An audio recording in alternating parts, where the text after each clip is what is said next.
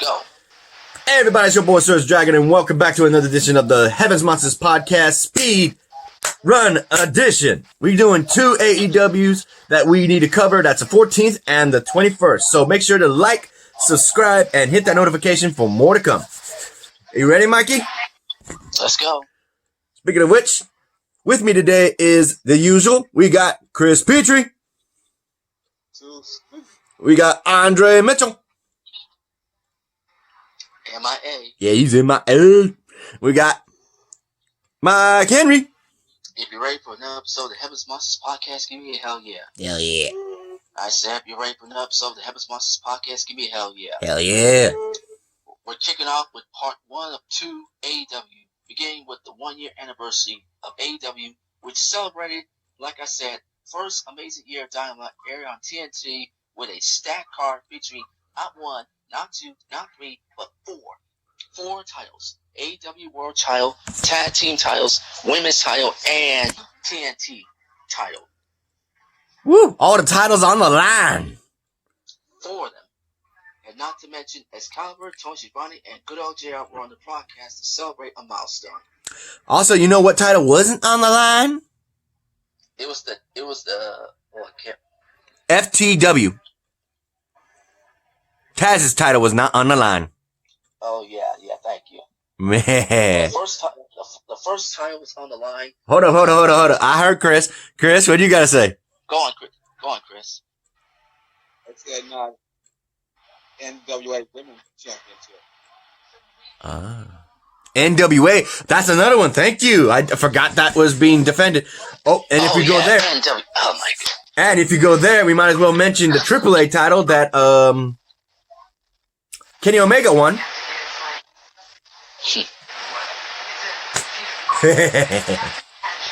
All right, let's go ahead. Start it off, Mikey. First title match, the World Tag Team titles between FTR's Cass Wheeler and Dax Harwood with Tully Blanchard versus best friends Chuck Taylor and Trent, and the winner, try to score it down because it's a speed run. The winner is, while the referee was distracted by Tully Blanchard, Cass swung his heavyweight championship belt, and Trent and FTR sealed the victory. So your winner, FTR, thanks to the distraction of Tully Blanchard. Yeah, they had to cheat again. How you feel about that, Chris?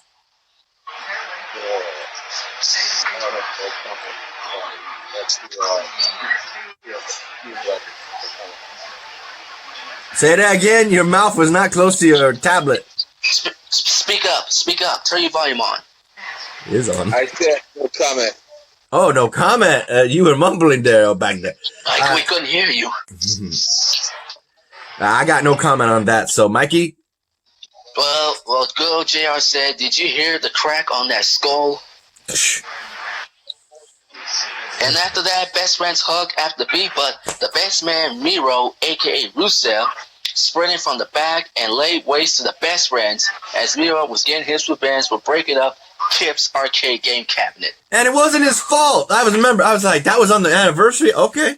So, during this match, one of the FTR members was going outside the ring area and over the apron right into where Kip Sabian was playing his arcade that he got from Miro.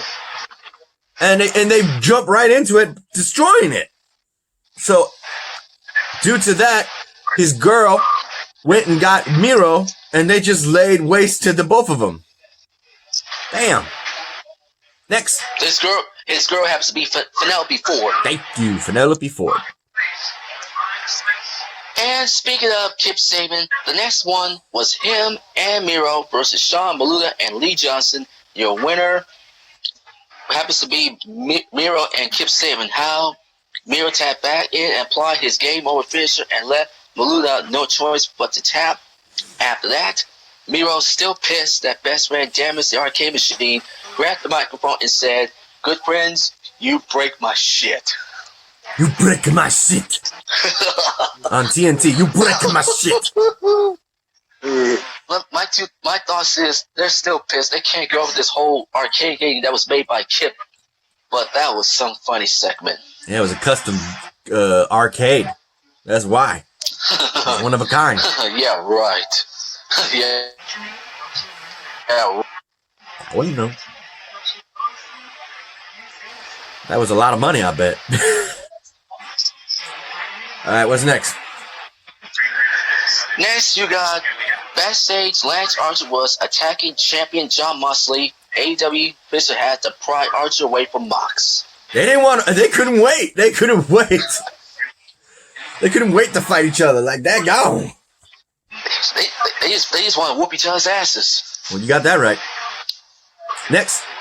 And then, oh my God, I can't believe I'm going to say this. MJF's big announcement. Oh, it was him asking Jericho a question or no? It says MJF walked out to the ring with Wardlow. I'm not here to get on top. I'm here to stay on top, baby. And he introduced the Demo God, Le Champion Chris Jericho, and his Inner Circle goons to come to the ring. And Jericho's goons walked out, all wearing Inner Circle jackets, gifted to them by MJF, except for one, Sammy Gerbar. Jericho ordered Sammy to put on the jacket. That's why I say ordered Sammy to put the jacket on, because it was the gift. And the jacket was, listen to this, Serge, 5 size too large for Sammy. He's mistreating our H-Town boy. Sammy's from Houston, Texas. And he's like, what the hell? I got a jacket that's way too damn big. I feel like it's more like a freaking blanket than a freaking jacket. And then after that, MJF says, wow, fits like a glove. Then starts complaining Jericho's busy and his full head of hair. And then Jericho tells Max, cut the shit. You promised a groundbreaking announcement, so let's hear it. And then he tells Chris that they've never gotten physical in AEW ring. You never see two piranhas eating each other. You know why? Mutual respect. And we're two predators swimming around prey. Unfortunately, our prey is adapting, and we're going to need to adapt if we want to stay on top. So, Chris, what if we work together? That's what MJF asking. Yeah, and it just led on to him hypothetically, potentially join the Inner Circle. And then Ortiz snapped like, we don't want MJF in the Inner Circle, but Chris Jericho had other plans. How about on the 21st, which we'll get to that shortly, meet up one-on-one for a steak dinner. And MJF says, you're on. I'm like, ho, ho, ho, ho. We're going to have a steak shootout, Serge. I'm not going to lie. We're going to have a steak shootout. What do you think about that, Chris?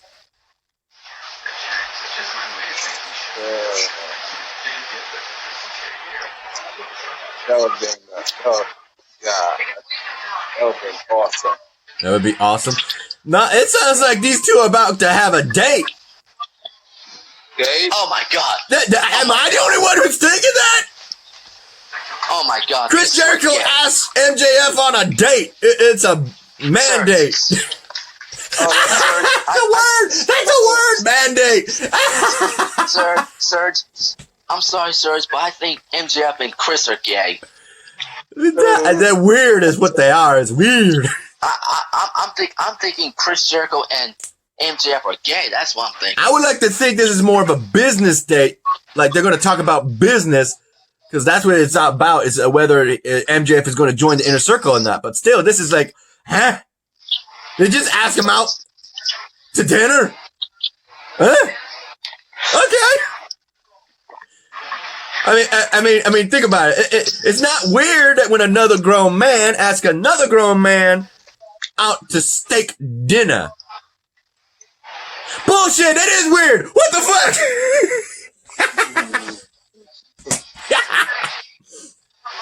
You tell, hey homies, let's go. We're going to go eat some steak.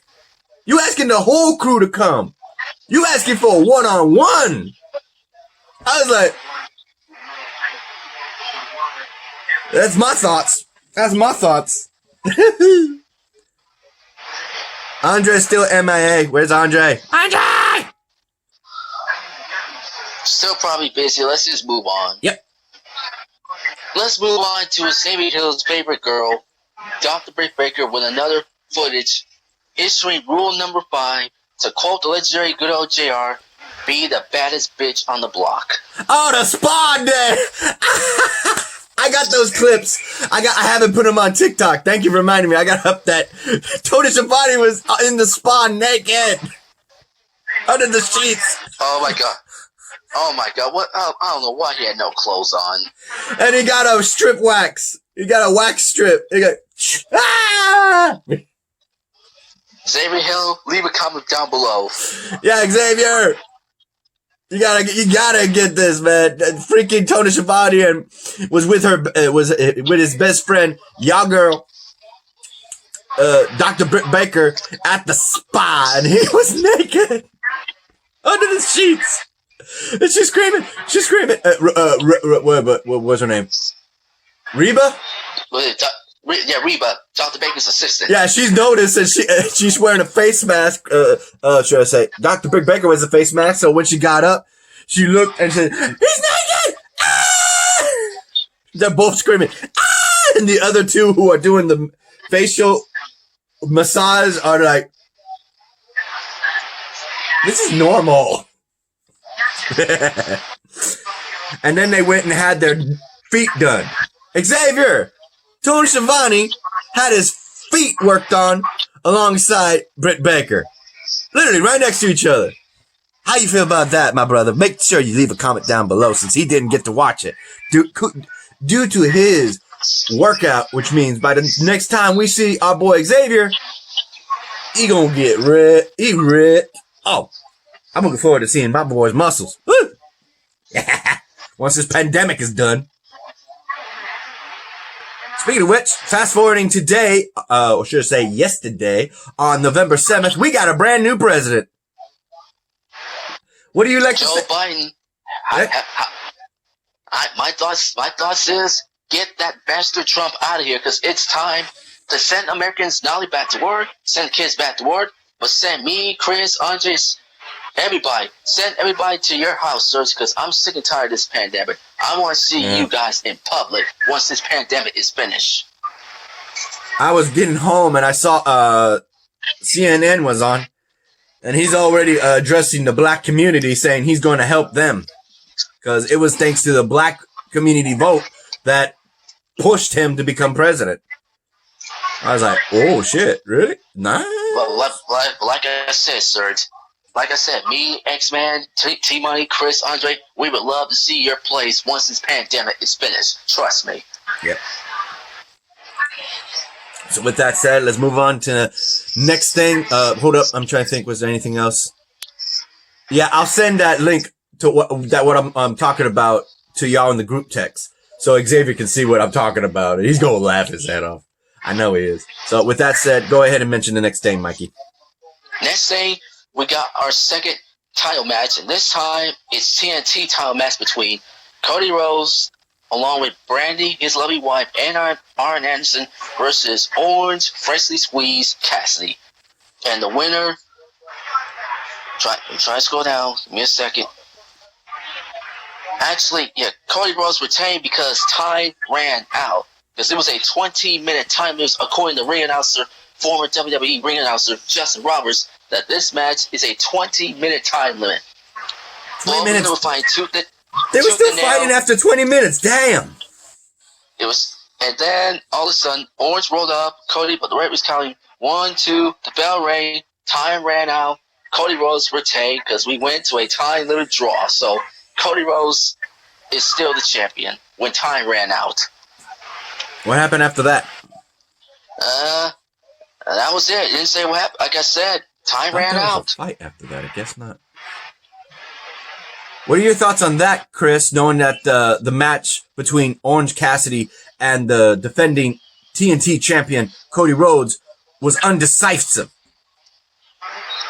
So none of them did not win, and Cody Rhodes is still the TNT champion. Yes. And yeah. And I think every superstar came out and have a brawl. Yeah, they did. I thought so. Every superstar came out and started brawling. Yeah, I see you nodding. If you didn't hear the first part, Chris said that it's sucked that Orange Cassidy technically lost, and Cody Rhodes is still the champion due to the timeout. So if you didn't hear that, because it was kind of muffled. But then we started hearing you perfectly when you tilted your head in. All right, Mikey, what's the next thing? Next, Alice Barbass attempted to interview Lance Archer backstage, but once again, John Moxley continued to open up a can of whoop ass on Archer again, and they had to be separated. Round 2. In backstage, round 2. Goddamn, these two can't be. They need to be two opposite sides of the damn building. Hey. The hell was that? Hello. Alright, what's next? Next up, Tony Schiavone interviews Matt Hardy on whether or not when will Matt Hardy be cleared. And good news, Matt Hardy has been cleared, but beware, Surge. A video play on the big monitor was interrupted by Inner Circle's own H-Town boy, Sammy Gerbar, who showed his true colors, or should I say, who showed everybody his true colors, that he's the one that put Matt Hardy on the shelf. Got him from behind. So it was Inner Circle. Because Jericho and Hager were laughing at him. You remember. Mm-hmm. Alright. So, want to go to the next thing? Next thing, Tony Schiavone said on the 21st, we will have not one, not two, not three, but 4 teams competing, and the winning team will be no more contenders for FTR's tag team titles at Full Gear. Yeah. And they are Private Party, Silver and Reynolds of Dark Order, the Butcher and the Blade, and the Young Bucks. And speaking of the Young Bucks, yeah, they had the draftful. They had the draftful. Young Bucks was the last ones. Yeah, and now they were the last ones, but they said that they weren't here to superkick Tony Schiavone, and said they dished out superkicks to everyone else in the ring. And good old JR says this tag TC is warming up hotter and hotter every week. Oh yeah. How you feel about that, Chris? Tony Schiavone should have got out quick because he didn't want another super kick from the Young Bucks. Nope. No kicks, please. Andre. Still M.I.A. Yep. Let's just continue then. Let's talk about the third title, the AEW Women's House between Hikaru Shida and the woman that beat Britt Baker, Cedric Alexander's woman, Big Swole. And the winner belongs to Hikaru Shida when she delivered 2 running knees and scored the pin. Yep. Looks like the newest Big Hurt member, girl, couldn't get the job done, sadly. She tried. I'm not going to say she didn't. How do you feel about that, Xavier? I mean, Xavier on the bread. Yeah, leave a comment on that in the comments down below, Xavier, if you're watching this. Chris? You try to ask Chris. Yeah, go on, Chris. Big Swole tried to become champion, didn't work out. Big Swole. She's still the dominant AEW women's champion. Yeah, that right. All right, Mikey, what's your thoughts? Well, like I said, Sheeta picked up the victory to retain the AEW Women's House. So the question is, who's next in line? I really hope not. It's not a Rose or Britt Baker or whatever, but we have to wait and see. What's next? Next, a video package aired of Shawn Spears, who claimed that Scorpio Sky owed him for what happened during his match at AEW Late Night Dynamite a few weeks ago. Spears says he planned on collecting his debt. After that? And finally, Eddie Kingston joined the broadcast group for this 4th and final match, and per the orders of Tony Khan, AEW World Title match, no DQ, between Moxley and Archer. with Jake the Snake Roberts.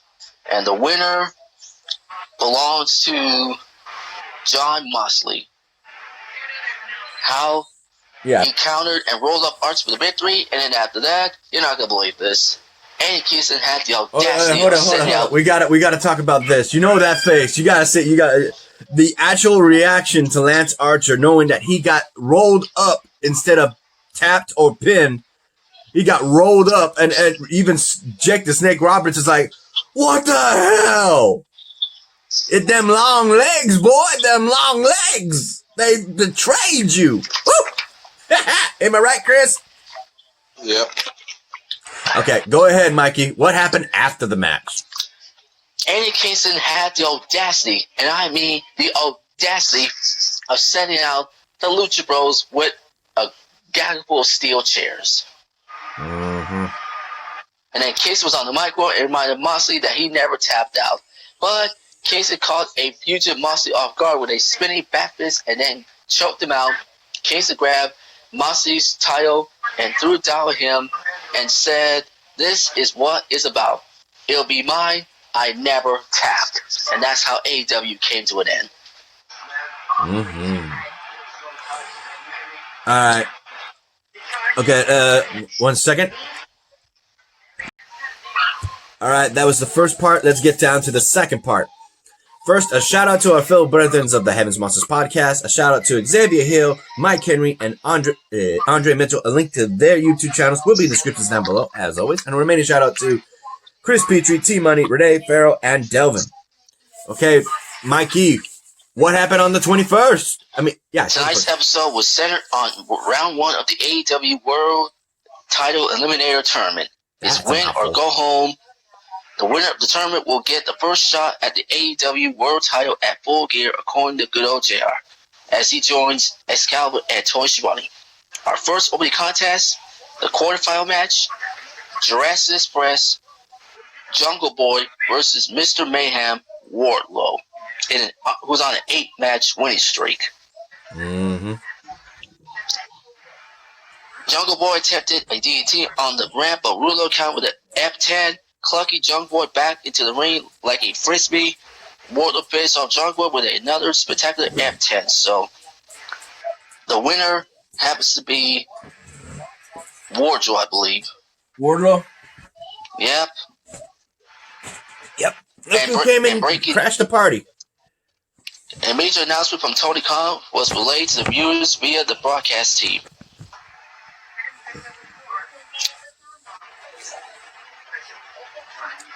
All right, so with the tournament going as it is, it's definitely looking pretty good, knowing that Wardlow is involved. You know MJF is going to exploit that. What's next? Next up, the AEW World Championship will be on the line in an I Quit match at Full Gear between Moxley and Mad King Eddie Kingston. Yep, John Moxley suggested it. That's for sure. So this is going to be an I Quit match where both men are greatly aggressive and greatly stubborn. What do you think about that, Chris? Moxley gonna make the Kingston quit and defend his AEW championship title belt. Moxley is always gonna be undefeated as champion. Chris is going for John Moxley. Undefeated John Moxley. Undefeated. Here's my coffee. Sounds like my dog ain't the only one. Yeah, I think that's Andre's dog. Because I know your dog's bigger, Mikey. Alright, what's next, Mikey? Up next, Kenny Omega versus Sonny Kiss in another first round match in the World Title Elimination Tournament. The winner, let me slow it down. Oh, that was Kenny Omega. Yeah, I can say Kenny Omega versus Sonny Kiss. Ended in seconds. Said Kenny blasted Sonny with a V trigger and followed up with the one-wing angel that was more than enough for the pin. So that means that Kenny Omega won. And then he helped Sonny get up after the match while Sonny tried to shake the cobwebs. Mm-hmm. Showing good sportsmanship while I was at it. That's for sure. Mm-hmm. What's next? Next up, footage from the earlier in the day played. Cody and Arn Anderson pulled up to the arena, and Dasha tried to get a few words from Cody. As Cody said, the American Nightmare says he doesn't see Orange Cassidy beating him on the 28th because Cody has the champion's advantage. Dasha mentioned Cody's getting in muscle mass as of late, and Cody acknowledged it and said it was time to move up. Yeah, he went from I think cruiserweight. Now he's trying to become heavyweight. Want to go over here? Want to get down? What's next? Next is Family Feud. Brother versus brother. Ray Phoenix versus Penta L0M. Yeah, because the winner belongs to Ray Phoenix with a Wicked Destroyer. Yep. Ray won. Ray Phoenix, should I say. Phoenix won. Wee-hee. And what's next? I've never seen go ahead. I've never seen anything like this. According to Tony Schiavone, JR says won a match. A. Kingston says this is why they're the best. Oh yeah. Lucha Bros. Pizza King. Zeta. Neta. See you in the ring. Love that thing. You Chris? Next. Go on, Chris. Look like Lucha Underground rival we knew. Missed that show, man. I miss it. Me too. You can catch it every day, rerunning over and over on El Rey. For real. Watching Vampiro Unleash. Catching up on that. Alright, what's next, Mikey? The qualifier, Adam Page versus Colt. Boom, boom. The winner, let's scroll it down. The winner belongs to Adam Hangman Page as he seals the deal and beats the outstanding veteran with the buckshot lariat. Bam. And the Dark Art came out to the ring and assisted Colt to the back. Mm-hmm. Due to the absence of Mr. Brody Lee.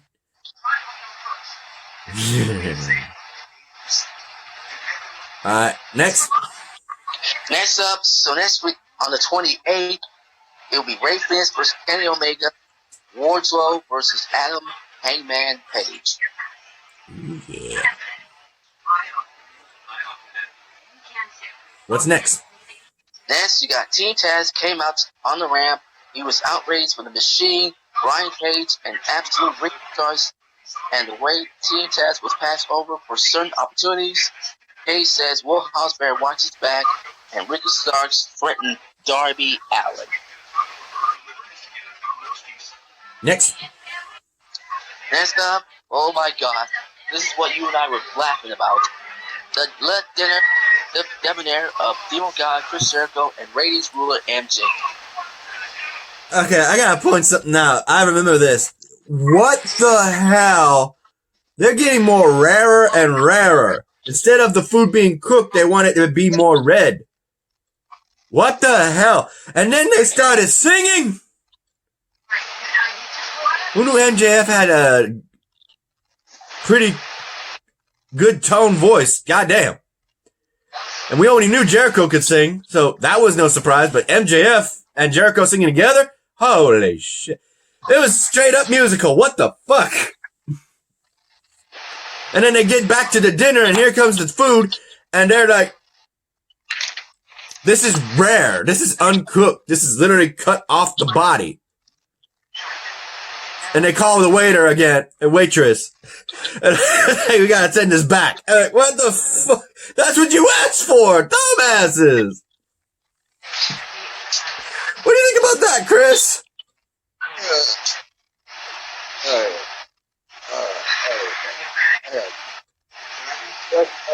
I saw the I saw the dancers when they were singing. Those the women dancers. Yep.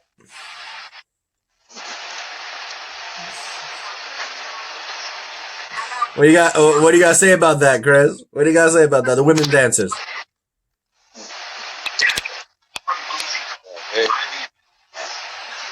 That was so.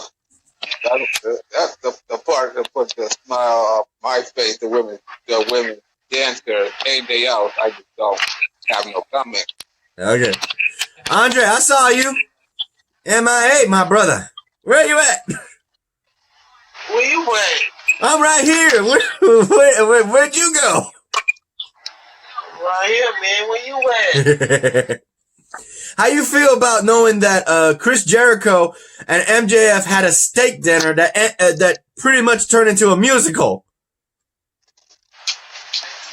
That was just weird and crazy, man. And stupid. They were actually ordering their steaks to be literally uncooked. I didn't realize it. That's Sergio. Sergio should have joined in with them. No. Nah.